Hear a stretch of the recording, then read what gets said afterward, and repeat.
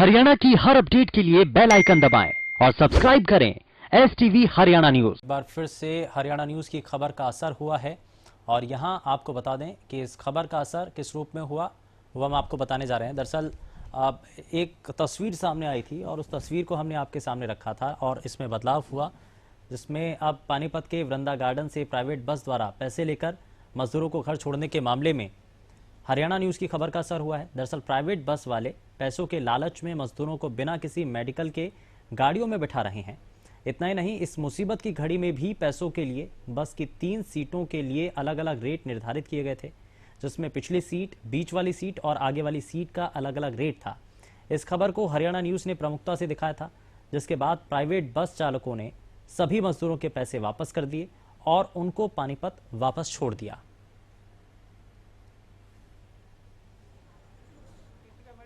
देखिए, हम बता दें कि हरियाणा न्यूज को फोन के माध्यम से ये पता चला था कि सेक्टर 25 के अंदर प्रवासी मजदूरों को लेकर कुछ प्राइवेट बसें जो हैं उनके गंतव्य स्थान पर जा रही हैं।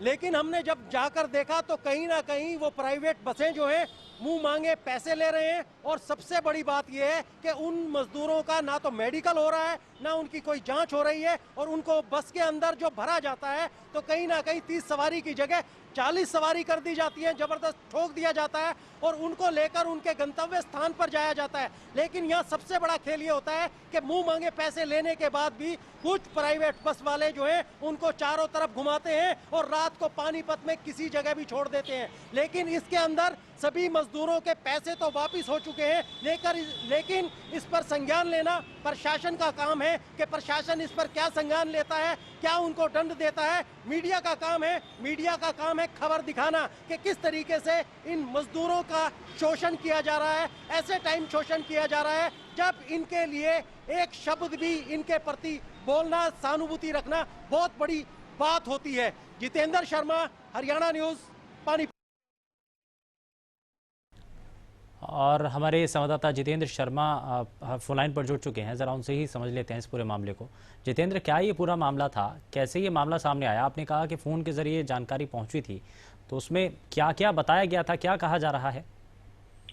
शुभेंदु, देखिए, रात 11 बजे के करीब हमारे पास फोन आया था कि सेक्टर 25 के अंदर जो है एक गार्डन है, वहां पर जो है कुछ प्रवासी लोगों को इकट्ठा किया जा रहा है और कुछ प्राइवेट बसें जो है वहां खड़ी हैं और उन प्रवासी मजदूरों को लेकर वो वहां जा रही हैं। जब हम वहां पर पहुंचे तो हमने देखा कि वहां पर जो है जिन मजदूरों का जिनको रखा गया था उनका कोई मेडिकल नहीं हो रहा था, किसी प्रकार की कोई कागज कार्रवाई नहीं थी और उन बसों के अंदर जो है उनसे डील की जा रही थी कि देखिए, आप पीछे वाली सीट पे बैठेंगे तो हम 2500 रुपए देंगे, बीच में बैठेंगे तो 3000 देंगे और आगे वाली सीट पे इस तरीके से अलग अलग जो है वो कुछ ट्रेवल्स वगैरह के जो ये बहुत पहले से भी खेल चल रहा था। तो हमने उस पर काम किया।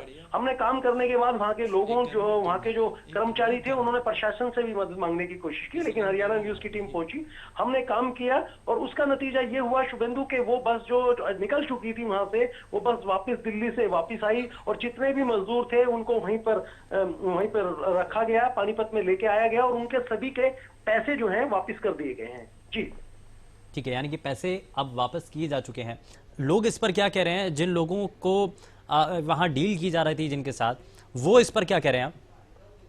देखिए शुभेंदु, हमने एक मीडिया के माध्यम से हमने हरियाणा न्यूज ने दिखाया कि किस तरीके से धांधली हो रही है। हमने वीडियो फुटेज भी दी है। अब प्रशासन का काम है कि वो इस पे क्या संज्ञान लेता है। सामने बसों के नंबर दिख रहे हैं, बस वाले दिख रहे हैं, कौन कौन सी बसें हैं, किस करनाल की जैसे बसें बताई जा रही हैं, सब कुछ नंबर्स वगैरह सब कुछ अवेलेबल है। अब इसमें कार्रवाई वाली जहां तक बात होती है तो प्रशासन को करना है। हमारा काम था, हमने उसको बड़ी ईमानदारी के साथ दिखाया और वो मजदूर जो है आज बड़े खुश हैं। देखिए, इस स्थिति में उनके पास पैसे नहीं है और कहीं ना कहीं इस तरीके से 7-7, 8-8 हजार रुपए दे के जाना और 5-5 हजार सब कुछ बेच के निकलना, तो यही चीजें, कुछ ऐसी स्थितियां हो रही है कि वो लोग पानीपत न आने की कसम उठा रहे हैं। तो यही कारण है कि कहीं ना कहीं प्रशासन से जो है बहुत बड़ी चूक हो रही है। प्रशासन जो है नहीं समझ पा रहा मजदूरों के दर्द को कि किस तरीके से इनके साथ डील की जाए। जबकि सरकार, देखिए, सरकार बार बार घोषणा कर रही है, सेंट्रल गवर्नमेंट की तरफ से भी है, लेकिन उनको जो मिलना चाहिए, प्रशासनिक अधिकारी इस पर अभी क्या कह रहे हैं जितेंद्र? क्या इस पर एक्शन लेने की बात कर रहे हैं?